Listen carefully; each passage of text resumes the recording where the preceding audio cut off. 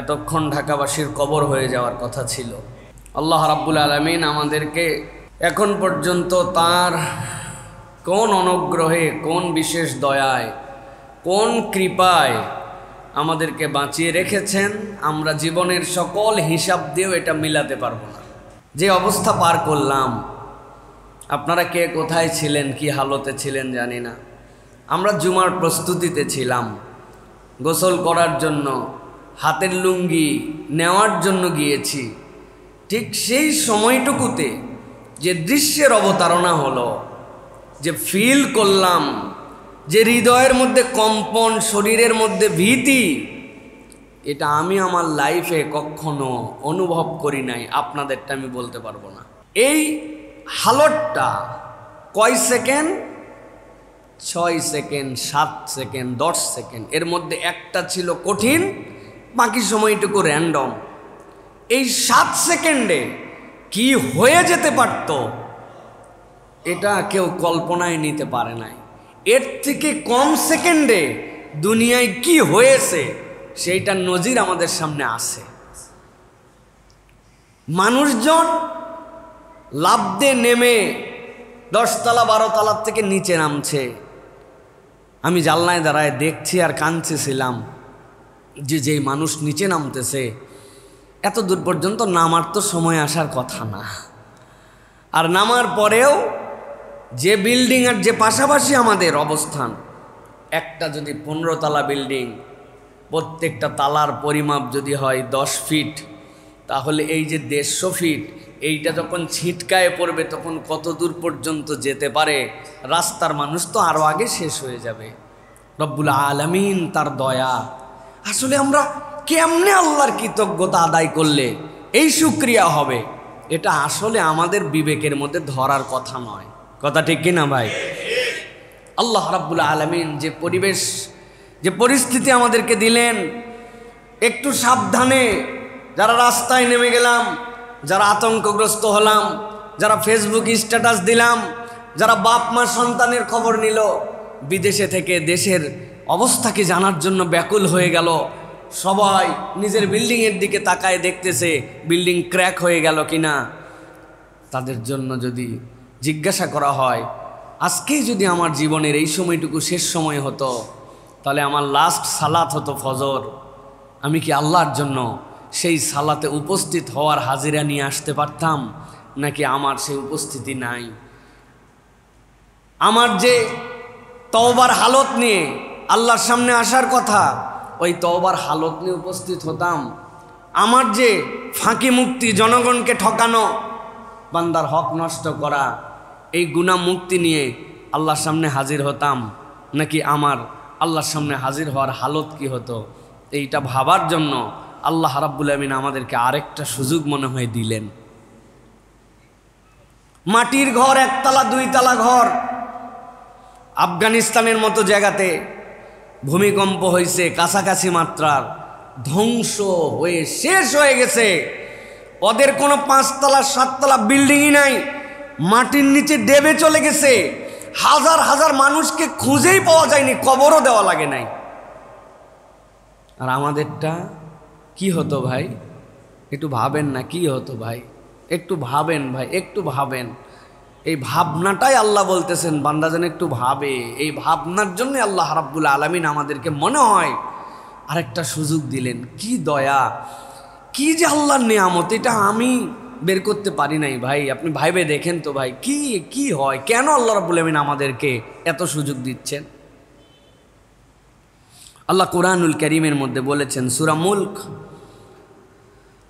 আল্লাহ রাব্বুল আলামিন বলছেন, হুয়াল্লাযী জাআলা লাকুমুল আরদা যালুলান ফামশু ফি মানাকিবিহা। আল্লাহ তোমাদের জন্য এই জমিনটাকে সুগম করেছেন, তোমরা তার কাঁধে চড়ে বিচরণ করো। মনে করছো এর কাঁধের মধ্যে তুমি যে বিচরণ করতেছ, তুমি বোধহয় এমনি এমনি বিচরণ করো না। আল্লাহ বলছেন কেবল বিচরণ করো না, ওয়া কুলু মির রিজকিহি, আর তুমি তো তার রিজিক খাও। আল্লাহ তোমার জন্য এই জমিনের ব্যবস্থা করলেন, যেই জমিন মাত্র রিক্টার স্কেলে 5.7, 6.1 এইটুকু যদি নড়ে যায়, তুমি আর তার উপরে স্থায়ী হয়ে থাকতে পারো না। আমার বাথরুমের ভিতরে যাওয়ার পরে দেখলাম শ্যাম্পুর বোতল উল্টায় আছে, পেস্টটা উল্টায় পড়ে গেছে। বাথরুমের ভিতরের থেকে বের হয়ে ফ্রিজের উপরে যা ছিল সবগুলা নেমে নেমে পড়ে গেছে। পাশের টাওয়ার 17 তলা 14 তলা 15 তলায় খাট রাখছিল উত্তর দিকে, খাট চলে আসছে দক্ষিণ দিকে। মানুষ আতঙ্কগ্রস্ত হয়ে পাগল হয়ে গেছে।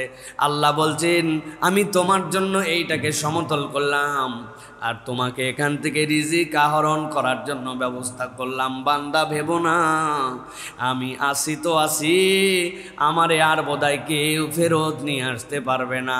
আল্লাহ বলছেন ওয়া ইলাইহিন নুশুর, তুমি যতই ভাব দেখাও আর যতই মাতব্বরি দেখাও, ফেরত আসতে হবে একমাত্র আল্লাহর কাছে। আল্লাহ রাব্বুল আমিন এরপরে বলছেন আমিনতুম মান ফিস সামাই আন ইয়াখসিফা বিকুমুল আরদা ফাইযা হিয়া তামুর। আল্লাহ বলছেন ও দুনিয়ার মানুষ, তোমরা কি এরকম ভাবনা মুক্ত হয়ে গেছো নাকি? আমাদের কোনো চিন্তা নাই। যিনি আসমানে আছেন তিনি অতীতের কতকগুলা কমকে জমিনের মধ্যে ঢুকাই দিয়েছিলেন, আর আমাদেরকে দিতে পারবেন না। আল্লাহ বলছেন তোমরা কি এরকম নিশ্চিত হয়ে গেছো নাকি? তোমাদের চলাফেরা দেখলে তো তাই মনে হয়।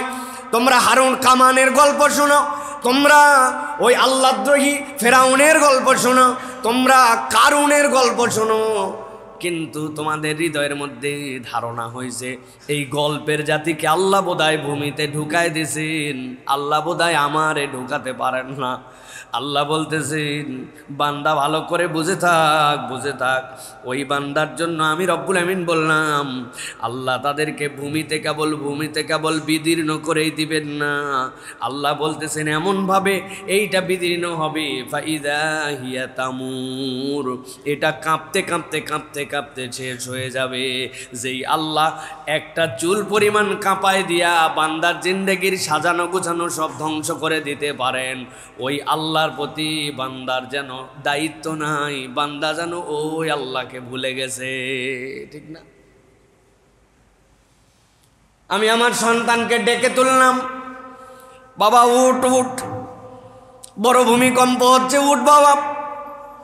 আমি মনে করতেছি তারে আমার জন্য সাধ্যের যতটুকু চেষ্টা, ওই চেষ্টা দিয়ে তারে হেফাজত করি, কিন্তু আমি আমার সন্তানকে ফজরের সময় ডাকি নাই, উঠ রে বাবা উঠ, ফজরের নামাজটা পড়ার জন্য উঠ।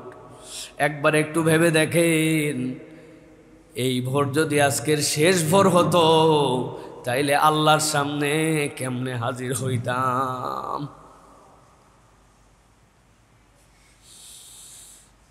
আজকের জুমা পড়া লাগতো না। পৃথিবীতে এরকম বড় বড় নজির আছে, জুমা হয় নাই, এলাকা শেষ হয়ে গেছে। আল্লাহ রাব্বুল আমিন বলতেছেন আম আমিনতুম মান ফিস সামাই আন ইউরসিলা আলাইকুম হাসিবা, নাকি তোমরা নিশ্চিত হয়ে গেছো যিনি আসমানে আছেন তিনি বোধহয় আর তোমাদের জন্য পাথর বর্ষণ করতে পারেন না। ফাসাতালামুনা কাইফা নাযির, আল্লাহ বলছেন অচিরেই তোমরা জানতে পারবে আমার সতর্কতা কেমন ছিল। শুধু একটা জায়গায় বেঁচে গেছি আমরা, নবীজি সাল্লাল্লাহু আলাইহি সাল্লামের কারণে আমরা একটা জায়গায় বেঁচে গেছি। আল্লাহ সমূলে এই কমকে ধ্বংস করে দিবেন না, কিন্তু কার জন্য কি হতে পারে কেউ বলতে পারি না। আল্লাহ বলতেন বান্দা সতর্ক হও, বান্দা সতর্ক হও, এইটুকু কম্পনে তোর যদি অবস্থা হয়, আল্লাহ বলছেন কিয়ামতের ভয়াবহ কম্পন যখন হবে তখন কি অবস্থা হতে পারে। আল্লাহ সূরা হজের মধ্যে বলতেছেন এই জন্য বান্দাদের জন্য ইয়া আইয়ুহান নাসুত্তাকু রাব্বাকুম ইন্না যালজালাতিস সাআতি শাইউন আযীম, কিয়ামতের সময় যে তোদের জন্য ভূমিকম্পন হবে এইটা বড় ভয়ঙ্কর। এই দুনিয়া যখন নড়ে মানুষের ভার্টিগো হয়, খেয়াল করেন মানুষের মাথা ঘুরে যায়, চক্কর মারে, ঠিক কিনা? আমি নিজে পা পিছলাই গেছে, আমার এক পা কেবল তুলতেছি, জালনাটা এত শব্দ করে কেন? নিশ্চয় বাতাস পাস করলে জানলার গোড়ার দিকে অল্প একটু ফাঁকা থাকলে যদি জোরে বাতাস হয় তখন শব্দ হয়। আমি মনে করছি এরকম কিছু হচ্ছে জন্য জানলা লাগাতে যাব, এইটুকুতে আমার পা পিছলায় গেল। এইটুকুতে উপর দিকে তাকায় দেখি ফ্যানগুলা সব পাখাগুলা ছাদের সাথে লেগে যাচ্ছে। আতঙ্কগ্রস্ত হয়ে গেছি। আমার বাচ্চার অবস্থা কি, আমার বইয়ের অবস্থা কি, আমার তার সন্তানগুলা ঘুমায় আছে অনেকে, তার অবস্থা কি? আল্লাহ বলতেছেন ওই দিন যখন জালজালা হবে তখন এইটা কিন্তু ভয়ঙ্কর হবে তোমাদের জন্য। কতদূর ভয়ঙ্কর হবে? আল্লাহ রাব্বুল আলামিন বলছেন ইয়াউমা তারাউনাহা তাযহালু কুল্লু মুরদিআতিন আম্মা আরদাত ওয়া তাদাউ কুল্লু যাতিন হামলিন হামলাহা।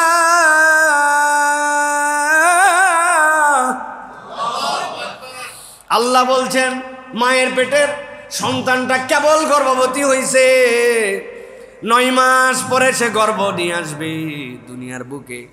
1 মাস 2 মাসের গর্ভ, আল্লাহ বলতেছেন এমন ঝাঁকি হবে সন্তান ভূমিষ্ঠ হয়ে যাবে, পেটের মধ্যে ধরে রাখার তার কোনো ক্ষমতা হবে না। আল্লাহ বলছেন নবী আপনি দেখবেন ওয়াতারান্নাসা সুকারা, মানুষ যেন মাতাল হয়ে গেছে, মানুষ যেন পাগল হয়ে গেছে। ওয়ামা হুম বিসুকারা, অথচ তারা তো কোনো মাদকতা গ্রহণ করে নাই।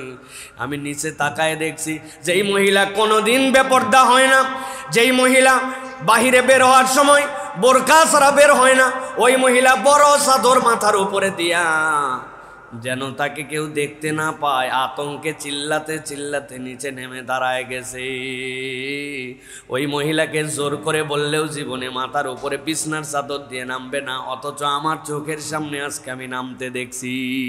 আল্লাহ বলতেছেন মাত্র 5 সেকেন্ড 10 সেকেন্ডে বান্দা তোর যদি এরকম হয় তাহলে কিয়ামত তো সত্য, আল্লাহর সামনে দাঁড়ানো সত্য, তাহলে তোর হৃদয়টা কেমনে আল্লাহর দিকে নিবেদিত হওয়ার কথা। আর কি তোর মনের হালত বান্দা, একটু ঠান্ডা মাথায় ভাব, বাড়িতে যে একটু চিন্তা করে দেখেন। আল্লাহ বলছেন ওয়ালাকিন্না আযাবাল্লাহি শাদীদ, বান্দারে আল্লাহর আযাব কিন্তু বড় ভয়ঙ্কর। একটু চিন্তা ভাবনার জগৎটা আমাদের জন্য একটু খুলতে হবে ভাই। চিন্তা করেন এই ফজর শেষ ফজর, রাত্রের আহার শেষ আহার, সকালের নাস্তায় শেষ নাস্তা, গত রাতের ঘুমই আমাদের শেষ ঘুম, গত বৃহস্পতিবারের অফিসই আমাদের শেষ অফিস,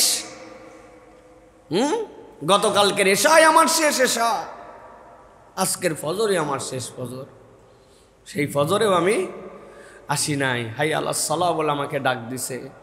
আমি জুমার জন্য রেডি হচ্ছিলাম আর ফজর আমি বাদ দিয়ে দিছিলাম। কত পাওনা আমার কাছে মানুষের আছে, কত প্রতিশ্রুতি দিয়ে সেই পাওনা দেই নাই। হ্যাঁ, শেষ হয়ে যাওয়ার কথা ছিল। ভাবেন আল্লাহ রাব্বুল আলামিন কেমনে বাঁচায় দিলেন। করণীয় কি হুজুর, করব কি? আমি তৎক্ষণাৎ চিন্তা করছি যে আমিও যে কাজ করব আমার ভাইদেরকেও সেটা আমি জানাবো। আমি চিন্তা করছি 7টা কাজ আমাদের করা উচিত।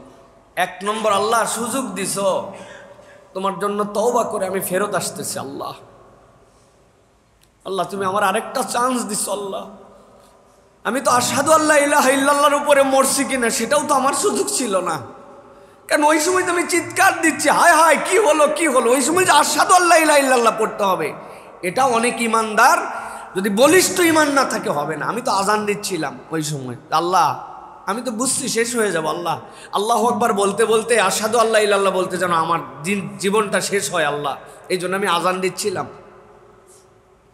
আল্লাহর কাছে তওবা করেন, ফেরত আসেন। 2 নম্বরে, পরিবার পরিজনকে আল্লাহমুখী করান। ওদের কাছে যাই বসে বলেন বাবা এই গল্প করে কি লাভ, দুনিয়া সার্চ করে দেখো, এর থেকে কম মাত্রার ভূমিকম্পে দুনিয়া শেষ হয়ে গেছে। রব তোমাকে সুযোগ দিলেন আরেকবার রে মা, রব তোমাকে সুযোগ দিলেন আরেকবার রে বাবা। আল্লাহ দিকে ফেরত আয় বাবা, বল আল্লাহ তোমার উপর আমার উপর ফরজ রাখছিল সালাত, তুমি ফজর না পড়ে তুমি শুয়েছিলে মা, ফজর না পড়ে তুমি জেগে বিয়েতে ছিলে বাবা, শুয়েছিলে বাবা, আল্লাহর কাছে কি নিয়ে আমি হাজির হতাম। বাচ্চাদের জন্য এই নসিহতটা করেন, এটা 2 নম্বর কাজ। আল্লাহ যেহেতু সুযোগ দিছেন। 3 নম্বর, হালতটা ইস্তেগফারে নেন। আল্লাহর কাছে ইস্তেগফার করেন বেশি বেশি, এতে আল্লাহ রাব্বুল আলামিন খুশি হবেন, আমাদের মর্যাদাও বাড়বে। 4 নম্বর, প্রত্যেকে এক্সট্রা কিছু দান সাদাকা করেন, এক্সট্রা যার যেখান থেকে যতটুকু আছে এক্সট্রা।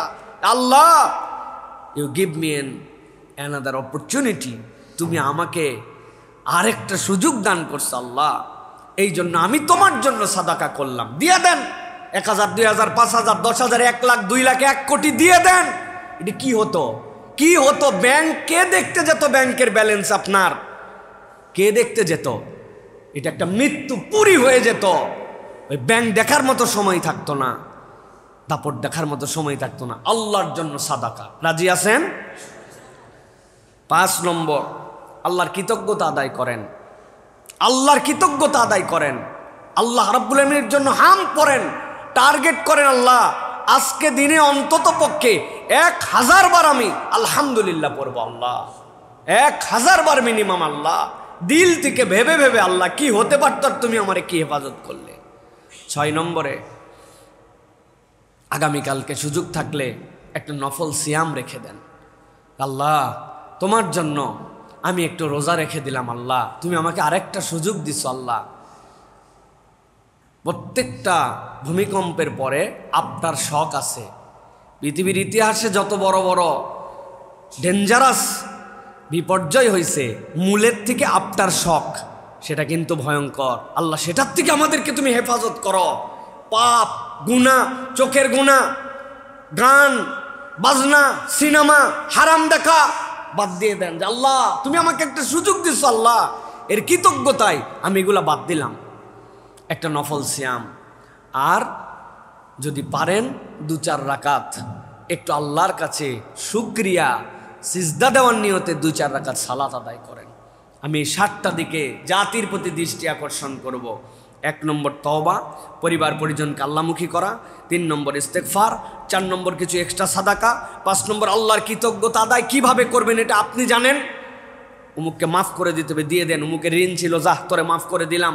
কারো কোনো একটু উপকার করে আপনি আল্লাহর কৃতজ্ঞতা আদায় করার জন্য, আর হাম তো আছেই, এইটা করবেন। কিছু একটা আপনাকে স্বাক্ষর রাখতে হবে, আল্লাহ আমি তোমার প্রতি খুশি হয়েছি, আল্লাহ আল্লাহ তুমি আমাকে আরেকটা সুযোগ দিছো, আল্লাহ এই জন্য আমি তোমার প্রতি খুশি। এই খুশিতে আল্লাহ তোমার আমি এই কৃতজ্ঞতাটুকু আদায় করলাম। একটা সাদাকা দিয়ে দেন, একটা পশু জবাই করে মানুষকে খাওয়াই দেন। আল্লাহ রাব্বুল আলামিন তুমি আমার এই সুযোগ দিছো, এই টাকা পয়সা ধন সম্পদ কি করতাম আল্লাহ। আর নফল একটা সিয়াম রাখার জন্য চেষ্টা করেন, আর কিছু এক্সট্রা সালাত আদায় করেন আজকে অন্তত পক্ষে। আল্লাহ তুমি আমার এই সুযোগ দিছো, আল্লাহ আরেকটা সিজদা দেওয়ার, আল্লাহ তুমি আমার আরেকবার মসজিদে আসার মতো তৌফিক দিছো। আল্লাহ এই জনপদের জন্য দোয়া করেন, নিরাপত্তা। আল্লাহ তুমি এই জনপদকে তুমি আমাদের জন্য নিরাপত্তা করে দাও। আল্লাহ আকস্মিক এমন মৃত্যু দিও না যে এই মৃত্যুতে আমি তোমার তওবা করার সুযোগ পাই না, তুমি আমাদেরকে হেফাজত করো। পারবো ইনশাআল্লাহ। এই 7টা বিষয় আপনাদের জন্য দৃষ্টি আকর্ষণ করলাম প্রিয় ভাইয়েরা। আমরা এবার একটু আজকের মূল প্রসঙ্গের দিকে যাব।